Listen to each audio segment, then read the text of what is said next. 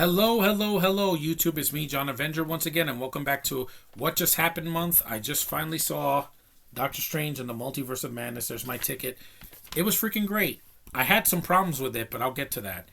This movie came out, 2 days ago, actually, for the premiere show, and a lot of people enjoyed it. My friend loved it, too.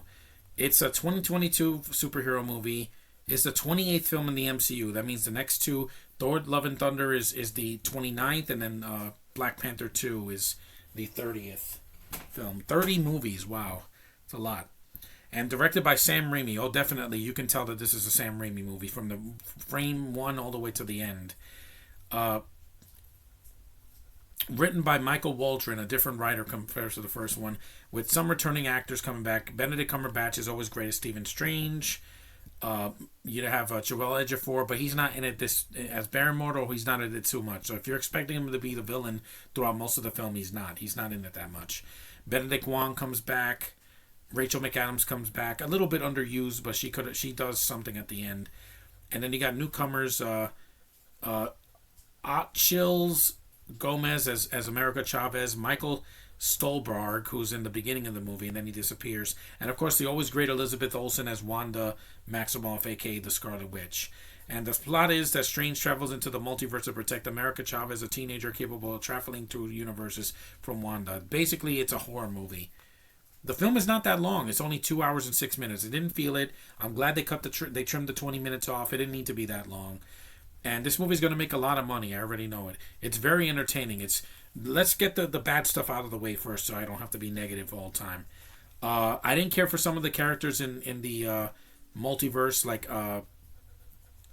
well, I don't want to spoil it, so there were a couple of cameos I didn't care for. That's all I'm saying. The pacing receives some criticism, yeah, because there's a lot of exposition about the multiverse in the middle of the film.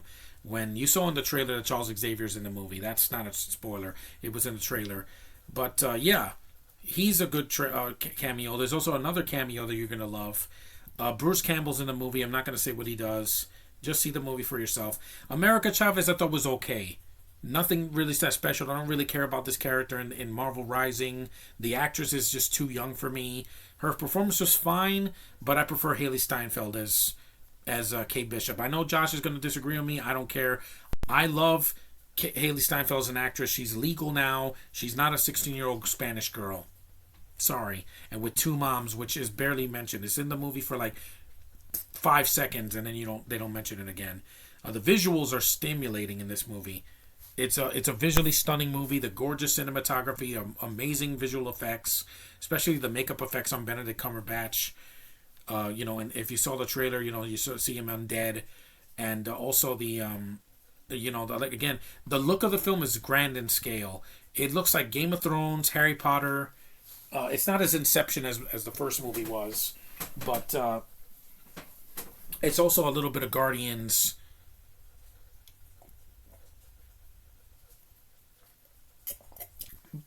And a hint of Shang-Chi for flavor. Because the scene where in the beginning of the movie when they're trying to protect the realm, it reminded me of Shang-Chi. They praised the performances of Cumberbatch and Olsen. I thought Gomez was just okay. Like I don't want to see her again for a while. I'm just getting tired of these Latinas being in everything now.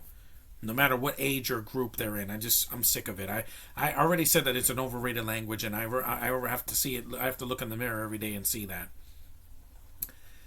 But like I said, the movies, the pros outweigh the cons.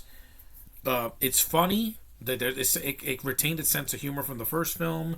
Thank God there was no Tilda Swinton this time. I didn't miss her. She was horrible in the first movie. I thought she was, miscast. Like I said, the visual style, Sam Raimi's horror thing, there's a lot of violence in this movie. This is almost as violent as The Batman, but with more horror elements instead of, crime drama elements.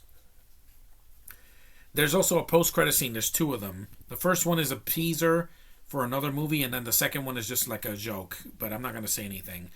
It is better than the first movie, I'll say that. Without Tilda Swinton, it was a huge, huge plus over the first film, even though I really enjoyed the first film.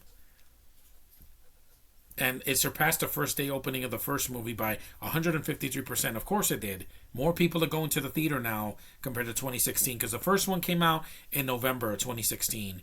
This one came out in May. So it's got an advantage of coming out in a warmer month, even though the weather was horrible today. 76%.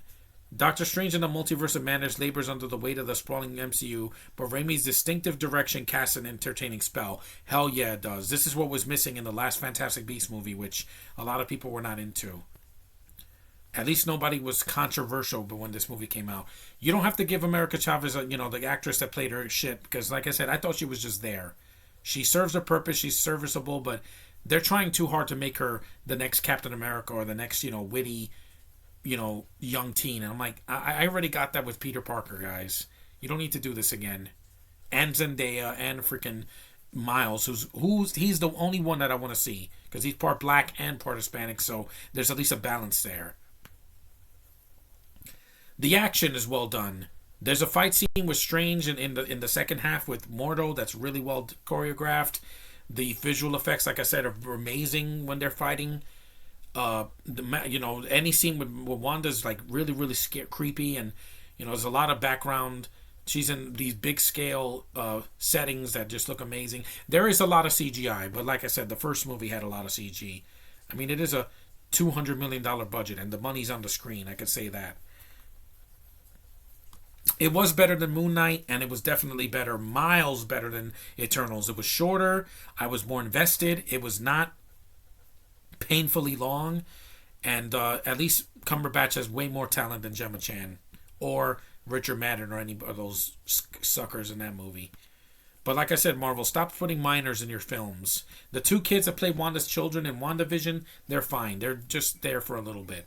But like I said, don't put minors in the MCU anymore. I can't look at them. I can only look at adults. That's why I love Tiana Paris in WandaVision and soon in the Marvels. And Elizabeth Olsen's in her 30s. And, Rachel McAdams is in her 40s. And Haley Steinfeld's in her 20s. See? Legal age.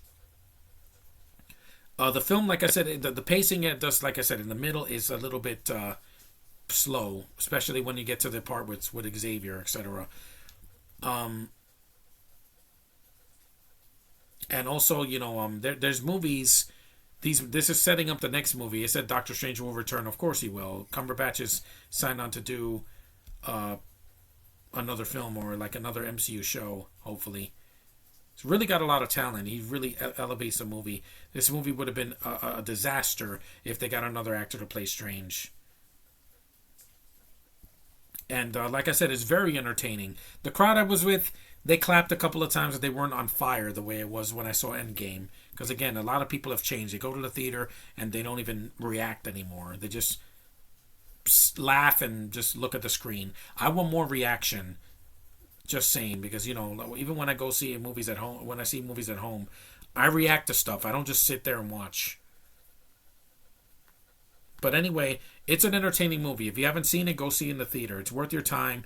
It's a lot of charm, really good effects, really creepy, a lot of atmosphere, I must say that. And it is what it is. It's not my favorite MCU movie of the decade, but it's still one of the best films of 2022. We'll just have to wait and see if the other films of 2022 can ever match up. Right now, it's in my top 5 with Sonic 2. Definitely. But anyway, that's my opinion on Doctor Strange and the Multiverse of Madness. There were some hiccups. Like I said, some of the cameos, some characters get underused again. And also the ending, not the final battle, but the ending is a little bit too ambiguous. It feels a lot of very Evil Dead. But we'll get an answer in the next film or next time Strange appears. But watch the movie. It's worth your time.